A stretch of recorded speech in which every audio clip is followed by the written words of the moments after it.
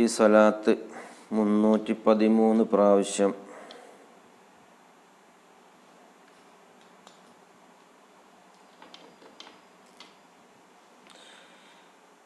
ഈ സ്വലാത്ത് 313 പ്രാവശ്യം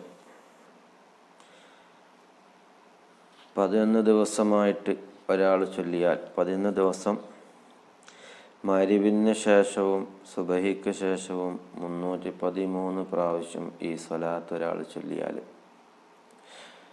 അവൻ്റെ ഉദ്ദേശങ്ങൾ പൂർത്തിയാകും. ഇൻഷാ അല്ലാഹ് ഞാൻ അനുഭവിച്ചതാണ്.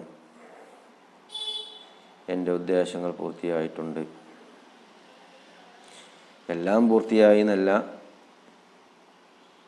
ഉദ്ദേശിച്ച കാര്യം പൂർത്തിയാവും. നമ്മളെല്ലാ ഉദ്ദേശങ്ങളും